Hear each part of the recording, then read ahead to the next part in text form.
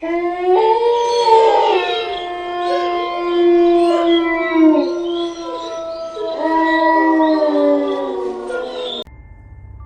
वालेकुम लिसनर्स, क्या हाल है आप सबका। Welcome to my channel. उम्मीद है आप सब खैर आफियत से होंगे और मेरे चैनल की हॉरर स्टोरीज़ को पसंद कर रहे होंगे।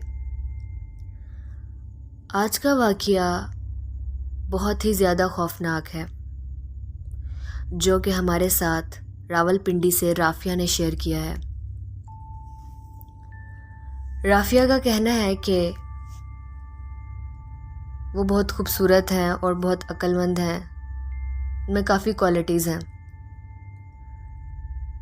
जिनकी बेस पर ख़ानदान में वो काफ़ी फेमस हैं और उनको बाकी सब जो उनके रिलेटिव्स हैं वो अपनी औलाद को उनकी मिसाल देते हैं कि तुम लोग भी स्टडीज़ में राफिया के जैसे नंबर्स लिया करो, और भी काफ़ी चीज़ों की एग्ज़ाम्पल देते हैं। तो कहती है कि वो अपने ख़ानदान में काफ़ी मशहूर थी इस चीज़ को लेके। उनकी जो ताई अम्मा थी, उनकी एक ही बेटी थी, उसका नाम आमना था। जो उनकी ताई अम्मा थी, वैसे तो वो उन लोगों के साथ ऊपर से बहुत अच्छा सलूक करती थी, लेकिन उन लोगों को ये फ़ील होता था कि अंदर से वो बहुत जेलस होती हैं और हर चीज़ में राफिया के साथ अपनी बेटी का कंपैरिजन करती रहती हैं। अगर राफिया के नंबर अच्छे आ गए हैं तो वो अपनी बेटी को कहती थी कि तुम भी उसके जैसे नंबर लो। अगर उसने कोई ड्रेस पहन लिया अच्छा सा तो तुम भी उसके जैसा ड्रेस बनवाओ। अगर उसने कोई अच्छी कुकिंग कर ली है तो तुम भी उसके जैसी अच्छी कुकिंग करो, उसके जैसा खाना बनाओ। तो राफिया कहती है कि मैंने ये चीज़ बहुत ज़्यादा नोटिस की कि ताई अम्मा आमना के साथ मेरा बहुत ज़्यादा मुकाबला करती थी, कंपैरिजन करती रहती थी। अब अचानक से यूँ होना शुरू हुआ कि घर में थोड़ी सी चेंजिंग्स आने लग पड़ी। हमने नोटिस किया कि कभी हमारी चीज़ें गुम जाती हैं, जो चीज़ जहाँ पे रखो वहाँ से मिलती नहीं है, काफ़ी देर बाद कहीं और से मिलती है। जो कपड़े हैं वो गुम जाते हैं, जब मिलते हैं तो उन पर कट लगे होते हैं, जैसे किसी ने उनको बाकायदा फाड़ा है कैंची से, कुतरा है जैसे किसी ने। फिर अचानक ऐसे होता था कि कमरे में बैठे बैठे या अगर हम घर में किसी भी जगह बैठे हैं, इवन के लॉन में भी बैठे हैं, तो अजीब सी गंदी सी स्मेल आने लग पड़ती थी, अजीब सी बदबू आती थी। समझ नहीं आता था कि ये बदबू आ कहाँ से रही है। फिर अचानक से और महसूस हुआ कि बैठे बैठे अब तो खून के छींटे भी आने लग पड़े थे हम पे।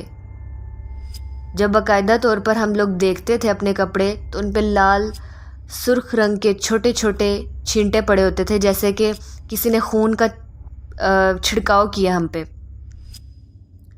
जब इस तरह की चीज़ें देखी तो हम लोग थोड़े डर गए कि ये घर में क्या होने लग पड़ा है, ये किस किस्म की एक्टिविटीज़ जो हैं वो घर में होने लग पड़ी हैं। फिर ऐसा होने लग पड़ा कि मुझे और मेरे भाई को घर में काले साए नज़र आने लग पड़े। उसे बहुत कम ऐसी चीज़ें नज़र आती थी और उसके साथ बहुत कम ऐसी चीज़ें होती थी जितनी ज़्यादा मेरे साथ ऐसी चीज़ें होती थी। फिर जब मैं रात को सोती थी तो मुझे बहुत ज़्यादा डरावने ख्वाब आने लग पड़े, जिसमें मुझे अजीब सी चुड़ैलें और जिन भूत और पता नहीं क्या क्या मुझे नज़र आता था। काले साए नज़र आते थे। मैं ख्वाब में इतना डर जाती थी कि मैं एक दफ़ा जब मेरी आँख खुल जाती थी तो उसके बाद मुझे बहुत मुश्किल से नींद आती थी। फिर मैं बहुत आहिस्ता आहिस्ता मैंने ये नोटिस किया कि मेरी जो तबीयत है वो बहुत ख़राब होने लग पड़ी है। मेरे सर में दर्द रहता था, अक्सर मुझे बुखार चढ़ जाता था। मैं काफ़ी बीमार रहने लग पड़ी। मेरी अम्मी ने जब ये देखा तो वो समझ तो गई थी कि ज़रूर कोई मसला है हमारे घर में, तो उन्होंने हिसाब लगवाया, एक बाबा जी से हिसाब लगवाया। तो उन्होंने कहा कि तुम लोगों के घर में से ही कोई है, कोई रिश्तेदारों में से है जिसने तुम लोगों पर काला जादू करवाया, बहुत सख्त किस्म का, जिसकी वजह से तुम लोगों के साथ ऐसे हो रहा है। मेरी अम्मी काफ़ी परेशान हो गई। उन बाबा जी ने नाम नहीं बताया था कि किसने करवाया। तो मेरी अम्मी काफ़ी परेशान हो गई। उन्होंने कहा कि ठीक है, अब इस चीज़ का कोई हल करते हैं, क्योंकि ये जो वाक़यात हैं दिन ब दिन घर में बढ़ते जा रहे हैं, इनको रोकना भी तो होगा। इसी तरह सर्दी आने वाली थी, सर्दियों के दिन शुरू होने वाले थे। तो हम लोगों ने सोचा कि सर्दियों के कपड़े निकालते हैं, उनको धो लेते हैं, क्योंकि सर्दियाँ आने वाली हैं। तो जैसे ही हमने गैलरी में से सर्दियों के कपड़े निकाले, जैकेट्स वगैरह निकाली और शॉपर खोल कर देखा, तो वो जितने भी कपड़े थे उसमें से एक भी कपड़ा बचा हुआ नहीं था। सारे के सारे कपड़े बुरी तरह से फटे हुए थे, कुतरे हुए थे, जैसे किसी ने स्पेशली उनको कैंची से काटा हो, कुतरा हो उनको। हम लोग ये देखकर बहुत ज़्यादा डर गए, हम लोग बहुत घबरा गए कि अब तो ये काम बहुत ज़्यादा बढ़ गया है। हम लोगों ने नमाज की पाबंदी शुरू कर दी, घर में तिलावत करते थे, कुरान की तिलावत सुनते भी थे, वज़ाइफ वगैरह पढ़ते थे जो बाबा जी ने हमें दिए थे। तो घर में थोड़ा बहुत सुकून था। कुछ देर के लिए ये वाक़यात जो थे वो थोड़े से कम हो गए, होते थे मगर बहुत कम। सर्दियाँ क्योंकि आ गई थी तो हम लोगों की आदत थी कि हम लोगों का सहन काफ़ी बड़ा था और हमने सहन के एंट्रेंस में हमने काफ़ी बड़े बड़े पर्दे लगाए हुए थे, जो अगर हम खोल देते थे तो वो भी एक कमरा टाइप ही बन जाता था। वो काफ़ी हैवी किस्म के पर्दे थे।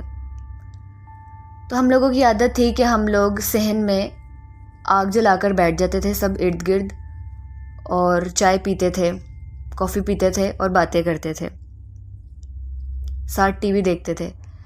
तो इसी तरह से हम लोग करते थे। तो एक दिन अचानक से सब चाय पीकर अपनी अपनी जगह से उठ गए और मैं वहीं पर बैठी रही। पास में हमने चारपाई रखी हुई थी, तो मैं उसके ऊपर जाकर लेट गई और आग का जो वो तांबा था वो मैंने अपने पास कर लिया ताकि मुझे सर्दी ना लगे। वहाँ पर इसी तरह लेटे लेटे मेरी आँख लग गई। मुझे आदत थी कि जब मैं सोती थी तो मैं रज़ाई अपने मुंह पे ले लेती थी। तो इसी तरह से रज़ाई मैंने अपने मुंह के ऊपर कर ली और मेरी आँख लग गई। तो मैंने देखा कि हवा में उड़ती उड़ती एक बहुत भयानक चुड़ैल आई है, जो कि सीधा आके मेरे ऊपर बैठ गई है। ऊपर बैठ गई और वो हल्के हल्के कहके लगा रही है। जब मैंने ये मंज़र देखा और मैंने एकदम से आँख खोली, उस वक्त रज़ाई मेरे ऊपर थी, मेरे चेहरे के ऊपर थी, लेकिन मुझे वाज़िया तौर पे महसूस हुआ कि जैसे वाकई मेरे ऊपर कुछ बैठा हुआ है। मैंने इधर को करवट ली जिधर को नीचे आग का तांबिया पड़ा हुआ था। तो वो चीज़ जो थी, जो मेरे ऊपर बैठी हुई थी, वो उस तरफ को गिरी। मुझे ऐसा लगा कि कोई चीज़ उसके ऊपर गिरी है, आग के ऊपर गिरी है। ये चीज़ें जो है आग से डरती हैं। तो जब वो आग के ऊपर गिरी तो वो गायब हो गई। मैंने जैसे रज़ाई हटाई अपने चेहरे से, मैंने देखा वहाँ पे कुछ भी नहीं था। क्योंकि मैं नींद में भी थी तो मुझे फिर थोड़ी देर बाद ऐसे फील होना शुरू हो गया जैसे क्या पता मैंने ख्वाब देखा था, मेरा वहम था। बहुत कन्फ्यूजन थी, मुझे ऐसे लग रहा था कि शायद वाकई मेरा वहम था। थोड़ी देर बाद मुझे ऐसा लगना शुरू हो गया। मैंने किसी को नहीं बताया क्योंकि मुझे खुद भी डाउट था। मैं नींद में थी, मुझे इतना कुछ ख़ास याद भी नहीं था कि क्या हुआ था उस वक्त मेरे साथ। अब अगले दिन फिर से ऐसा हुआ कि हम लोग सब बैठे हुए थे और फिर से वहाँ पे सब उठ गए। मैं और मेरी बहन वहाँ पर बैठे थे। मेरी जो सबसे छोटी बहन थी, वो बहुत छोटी थी अभी, तो वो मेरे साथ लेटी हुई थी। थोड़ी देर बाद भाई आकर उसको ले गया। क्योंकि उसको फीडर पिलाना था। वो उसको ले गया तो मैं अकेली रह गई वहाँ पे। अब फिर से थोड़ी देर बाद मेरी आंख लग गई और मैं रज़ाई मेरे मुंह पर ही थी। अब मैंने फिर से देखा कि उससे भी भयानक चेहरे वाली कोई और चुड़ैल आई है, जो आके दोबारा मेरे ऊपर बैठ गई। लेकिन उसने अब जो मुझे कहा वो मुझे सुन के हैरत हुई। उसने मुझे कहा कि अब बताओ, मैं नहीं डरती आग से। तुमने कल वाली को तो आग पे फेंका था, मुझे फेंक कर दिखाओ, मैं नहीं डरती आग से। जब मैंने ये मंज़र देखा तो मेरी आंख खुल गई। ख्वाब में जब मैंने ये फ़ील किया, मेरी आंख खुल गई दोबारा। और मैंने वाज़ह तौर पर उस वक्त भी महसूस मुझे हुआ, उस वक्त तो मुझे सही महसूस हुआ कि मेरे ऊपर कोई चीज़ बैठी हुई थी। मैंने फ़ौरन से पहले आयतल कुर्सी ऊंची आवाज़ में पढ़ना शुरू कर दी, वज़ाइफ पढ़ना शुरू कर दिए। मैं बहुत ज़्यादा डर गई थी, मैं काँप रही थी उस वक्त। मैंने ऊंची ऊंची आवाज़ में आयतल कुर्सी पढ़ना शुरू कर दी। और जब मुझे ऐसा महसूस हुआ कि मेरे ऊपर से वो चीज़ हट गई है, तो मैंने एकदम से चीखना शुरू कर दिया, क्योंकि मैं अपने हवास में नहीं थी। मुझे यकीन नहीं हो रहा था कि मेरे साथ ये क्या हुआ है। मुझे समझ नहीं आ रही थी कि मैं क्या करूं। मैं फ़ौरन वहाँ से उठी और चीखें मारती हुई मैं अम्मी के पास गई। मैंने कहा कि मेरे साथ ये मामला हुआ है, कल भी हुआ था, लेकिन मुझे लग रहा था जैसे मैंने ख्वाब देखा है, मेरा वहम है। और मैंने बहुत बहुत ज़्यादा ऊंचा रोना शुरू कर दिया, क्योंकि मैं बहुत ज़्यादा डर गई थी। और मैंने अम्मी को कहा कि अम्मी इस चीज़ का कोई हल करें, क्योंकि अब ये काम मेरी बर्दाश्त से बाहर हो गया। मुझे बहुत ज़्यादा ये चीज़ें नज़र आती हैं। मेरी जो बहन थी और जो मेरा भाई था, वो टारगेट नहीं थे। उन घर में सबको होता था महसूस, मगर बहुत कम। कपड़े फटने की हद तक, छींटे गिरने की हद तक, खून के छींटे। और लेकिन जो ज़्यादा खौफनाक वाक़यात थे वो मेरे साथ ही हो रहे थे। मैं इस चीज़ से बहुत परेशान हो गई। मैंने सोचा कि ऐसा मेरे साथ ही क्यों हो रहा है। जब मेरे साथ ये वाक़या हुआ और मैं बहुत ज़्यादा परेशान हो गई, मैंने रो के अम्मी से कहा कि अम्मी इस चीज़ का कुछ करें। तो अम्मी अगले ही दिन अब मुझे एक बाबा जी के पास लेकर गई, जो बहुत अल्लाह वाले थे। हमें किसी ने बताया था कि आप इनके पास जाएं अगर आपका मसला हल नहीं हो रहा।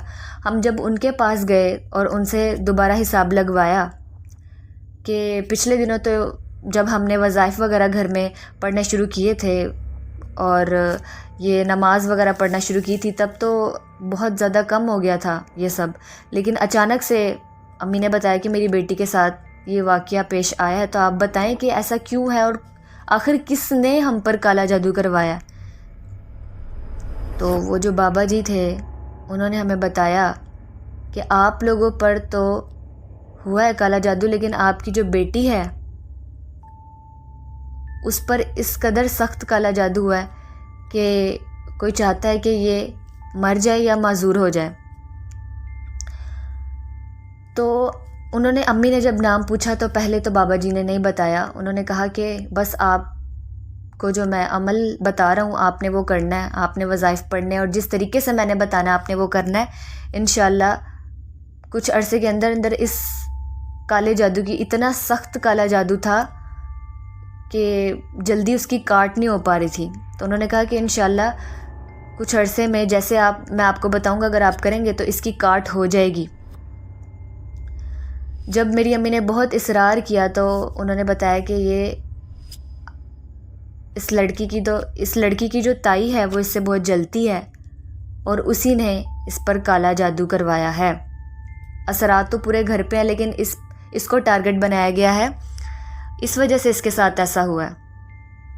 ये सुनकर मेरी अम्मी बहुत परेशान हुई और उन्होंने कहा कि अब हम उनको कह भी क्या सकते हैं, वो हमारे अपने रिलेटिव्स हैं। उन्होंने कभी हमारे सामने ऐसी कोई बात भी नहीं की, लेकिन पीछे से उन्होंने एक ऐसा वार किया। उसके बाद मेरी अम्मी ने बहुत मोहतात कर दी हम सबको। हम उनके घर भी नहीं जाते थे और जल्दी उनको अपने घर भी नहीं बुलाते थे, उनसे कता ताल्लुकी कर दी हमने। उनको डायरेक्ट मेरी अम्मी ने कुछ भी नहीं कहा, मगर हम उनको फिर बुलाते नहीं थे। तो ये वो वाक़या था जो मेरे साथ पेश आया और मुझे ये कभी भी नहीं भूलेगा। और आज भी अगर मुझे याद आता है तो मैं बहुत ज़्यादा खौफज़दा हो जाती हूँ। बिल्कुल ये बहुत ज़्यादा खौफनाक वाक़या था राफ़िया, जो आपने हम सब के साथ शेयर किया है। Thanks for sharing. लिसनर्स, आप सबको ये वाक़या कैसा लगा है कमेंट सेक्शन में लाजमी बताएं। अगर आप लोग भी इस तरह के खौफनाक वाक़या जो आप लोगों की ज़िंदगी में पेश आए हैं मेरे साथ शेयर करना चाहते हैं तो मेरे ईमेल आईडी पे मेरे साथ शेयर कर सकते हैं, जिसका लिंक जो है वो डिस्क्रिप्शन बॉक्स में है, या फिर कमेंट सेक्शन में भी आप मुझे अपनी स्टोरी बता सकते हैं। वीडियो अच्छी लगी हो तो लाइक करें, शेयर करें, चैनल को लाजमी सब्सक्राइब किया करें ताकि मेरी सारी वीडियोस आप सब तक टाइमली पहुंच सकें। इस तरह के मज़ीद खौफनाक वाक़यात सुनने के लिए जुड़े रहिए मेरे चैनल के साथ। अपना बहुत सा ख्याल रखिए, दुआओं में याद रखिए। वेट करें मेरी नेक्स्ट स्टोरी का। तब तक के लिए अल्लाह हाफ़िज़।